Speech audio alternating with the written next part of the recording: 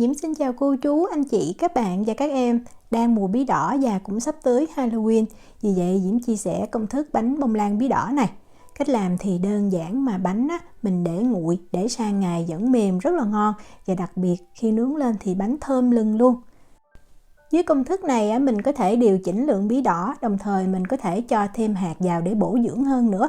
Bây giờ mình cùng vào bếp nướng món bánh bông lan bí đỏ này với Diễm nha. Đầu tiên mình đi chuẩn bị bí đỏ trước. Ở đây Diễm có bí đỏ đã cắt lát và gọt vỏ. Diễm thấy mình dùng bí đỏ loại nào cũng ngon hết, Diễm dùng loại này nha. Và dưới công thức bánh này thì mình có thể điều chỉnh lượng bí đỏ từ 100 cho tới 200 g. Diễm sẽ quay cái bánh 100 g bí đỏ và 200 g bí đỏ để mình xem và mình so sánh. Lượng bí đỏ nhiều thì sẽ giúp cho bánh ẩm mềm lâu hơn. Bắt một cái nồi nước sôi, khi mà nước sôi thì mình cho bí đỏ lên mình hấp nha. Mình hấp bí đỏ này ở lửa trung bình trong thời gian là 20 phút. Bí đỏ này đó mình cần hấp làm sao cho nó mềm thiệt mềm luôn ha. Mở nắp ra kiểm tra sau 20 phút nè. Đó, nó phải mềm như vậy. Như vậy là đạt. Tiếp theo Diễm có 100 g nước cốt dừa. Diễm thấy bí đỏ mình dùng nước cốt dừa rất là ngon. Còn nếu mà mình không thích nước cốt dừa mình có thể thay bằng kem tươi. Bây giờ mình cho bí đỏ này vào chung với lại nước cốt dừa. Lưu ý là mình chỉ lấy bí đỏ thôi nha. Nếu mà bí đỏ nó ra nước thì mình bỏ cái phần nước đi. Mình cho vào 100 g đường cát. Rồi bây giờ mình xay ra cho thật là nhuyễn. Nếu mà mình không có máy xay thì mình dùng cái rây đó mình nghiền cũng được luôn. Quan trọng là bí đỏ mình hấp mềm thì rất là dễ. Đó, mình thấy được một cái hỗn hợp nhuyễn mịn như vậy ha. Để ở đây, bây giờ mình đi chuẩn bị những nguyên liệu khác. Bột thì mình cần 180 g và bột mì đa dụng. Diễm dùng hiệu này. Nếu mà mình thích cái bánh nó xốp hơn, ít dai thì mình dùng bột bánh hoặc là bột mì số 8. Diễm có thêm ở đây là 1 muỗng cà phê bột quế. Bột quế giúp cho bánh khi nướng lên rất là thơm. Nếu mà mình không thích thì mình bỏ qua, nhưng mà bí đỏ đặc biệt có bột quế này thì làm cho cái bánh thơm lắm luôn. Để tạo độ nở cho bánh thì Diễm có 6 g bột nổi. Nếu mà mình thích cái bánh màu đậm hơn, đồng thời để lâu cái bánh nó mềm nó ẩm thì mình dùng 4 g bột nổi và 2 g muối nở. Tí xíu nữa cuối video Diễm sẽ quay cái bánh cho mình xem để mình so sánh. Mình cho bột nổi vào chung với bột mì và bột quế để mình trộn cho đều nha. Trộn đều trước như vậy để tí xíu nữa khi mà mình cho vô cái hỗn hợp bánh mình không cần phải khuấy đảo nhiều. Về khuôn thì Diễm dùng khuôn cupcake này là 12 cái. Và cái đường kính trên này Diễm đo được là 7 cm nha. Mình lót giấy vào trong khuôn. Nếu mà làm cho Halloween thì mình mua giấy này ha, rất là hợp. Lấy một cái tô to chút nha. Bây giờ mình đi đánh trứng. Công thức này mình cần 2 cái trứng gà và Diễm cân luôn vỏ là 65 g ha, mình dùng trứng to đó. Rồi mình cho vào đây 80 g đường cát.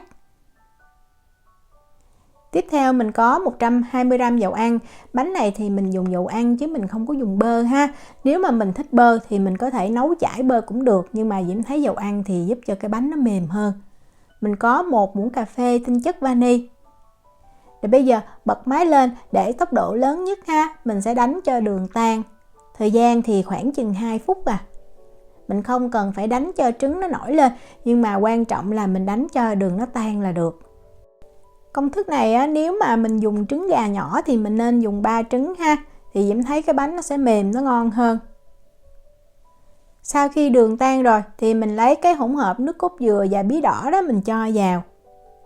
Rồi bây giờ mình cũng bật cái tốc độ lớn nhất và mình đánh cho những cái nguyên liệu này nó đều với nhau. Mình thấy cái màu rất là đẹp. Nếu mà mình dùng 200 g bí đỏ cái màu nó còn đậm hơn nữa. Cái này là Diễm dùng 100 g. Rồi mình cho hỗn hợp bột khô vào nha. Rồi bây giờ mình bật tốc độ thấp ha. Máy Diễm có 5 số thì Diễm để số 2 và mình đánh cho bột nó hòa đều vào. Lưu ý là mình không có đánh lâu nha, tối đa là 1 phút thôi. Cái này là Diễm giữ nguyên cái thời gian mà Diễm đánh luôn đó. Nếu mà mình thích ăn có hạt thì mình có thể cho thêm hạt hồ đào nè, hạnh nhân nè, hoặc là hạt ốc chó vào cũng rất là ngon. Tổng cái lượng hạt cho cái công thức này 100 g là được. Đó, mình cứ đánh đều thôi nha. Sau khi mà mình thấy cái hỗn hợp bột á, nó vừa đều là mình ngưng liền. Mình đừng có đánh lâu sẽ làm giảm đi cái độ bong xốp của bánh. Đó, sau khi mà Diễm thấy bột khô đã thấm hết rồi thì mình ngưng, rồi mình lấy cái cây quýt bột đó, mình sẽ tém cái phần bột khô ở trên thành của cái tô. Rồi mình trộn thêm tí xíu cho nó đều. Đảo thử bên dưới coi bột khô còn hay không nha. Hỗn hợp khi mà mình trộn đạt á, thì nó sẽ đặc sệt như vậy. Và trộn xong là mình mang mình đi nướng liền luôn ha. Mình chia đều cái hỗn hợp bột này cho 12 bánh thì nó khoảng 2/3 cái khuôn đó. Trong thời gian mà mình cho bột á, thì mình đi làm nóng cái lò nướng.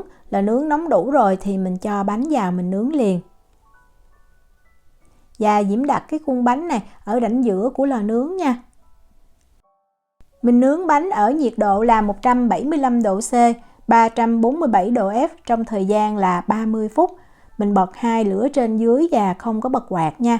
Sau khoảng 25 phút ấy thì mình nên canh bánh ha. Mình thấy bánh nó nở bông như vậy, nứt nhẹ. Và mình xiên thử một cái que tre vào ngay giữa bánh. Nếu mà que khô ráo á, là bánh chín, mình lấy ra khỏi lò. Cái này là Diễm nướng chính xác 30 phút luôn đó. Bánh vừa nướng xong á, thì mặt trên nó hơi cứng và hơi giòn chút, nhưng mà mình để nguội thì nó sẽ tươm dầu ra và nó mềm ngon. Mình lấy ra khỏi khuôn ha, tránh cho bánh bị ẩm. Mình để ở đây cho bánh nguội. Trong thời gian này á, thì Diễm đi làm cái kem để ăn chung với bánh. Hôm nay mình sẽ làm cái phần kem phô mai nha. Mình cần ở đây là 200g đường bột. Nên dùng đường bột ha, dùng đường cát nhuyễn thì sẽ không có ngon bằng và dễ ra nước. Đường bột á, thì Diễm dùng hiệu này.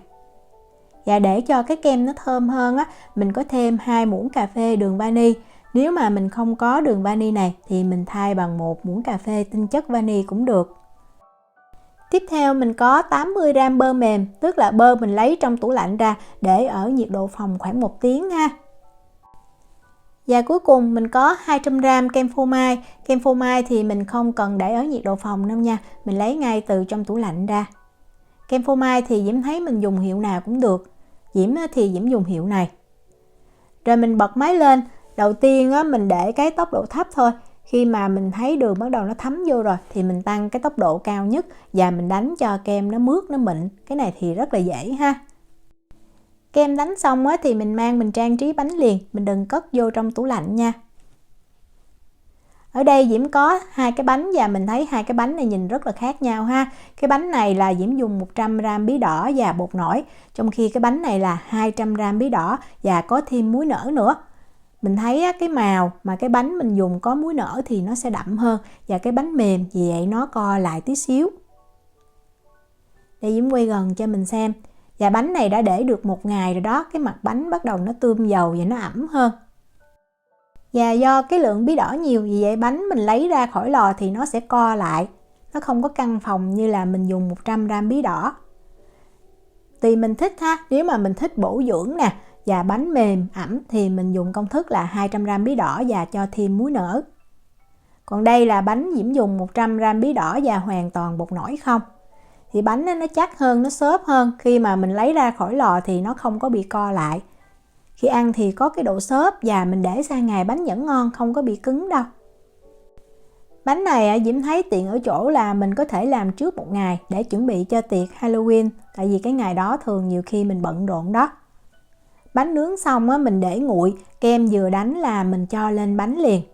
Và mình bắt kem lên rồi thì mình có thể bảo quản bánh trong tủ lạnh, hoặc là nếu mà nhiệt độ nhà mình mát thì mình cứ để ở nhiệt độ phòng thôi. Diễm đã để thử ở nhiệt độ phòng là 23 độ C thì bánh sang ngày vẫn ngon nha. Và sau khi trang trí kem xong Diễm thấy bí đỏ rất là hợp với lại cái hạt hồ đào. Vì vậy mình có hạt hồ đào mình rang cho nó thơm rồi mình cho lên trên ha. Hoặc là mình có hạnh nhân cũng được nữa. Và những cái loại hạt này thì mình cần rang cho khi mà mình ăn chúng nó sẽ giòn, nó ngon hơn. Và muốn trang trí cho Halloween thì Diễm mua cái kẹo đường sẵn này rất là tiện. Bánh này làm cho Halloween thì Diễm nghĩ những em nhỏ rất là thích. Victor nhà Diễm nó ăn 1 lần 2 cái và nó khen rất là ngon. Đồng thời có bí đỏ cũng bổ dưỡng nữa. Bánh này nếu mà mình bảo quản ngăn mát tủ lạnh thì mình nên lấy ra ngoài trước 2 tiếng sẽ mềm ngon. Diễm chúc cô chú, anh chị, các bạn và các em thành công với lại món bánh này. Nếu mà có thắc mắc gì thì cứ để lại lời nhắn hoặc là gửi tin nhắn cho Diễm. Diễm cảm ơn sự quan tâm theo dõi video rất là nhiều. Hẹn gặp lại trong những video tiếp theo. Chào tạm biệt.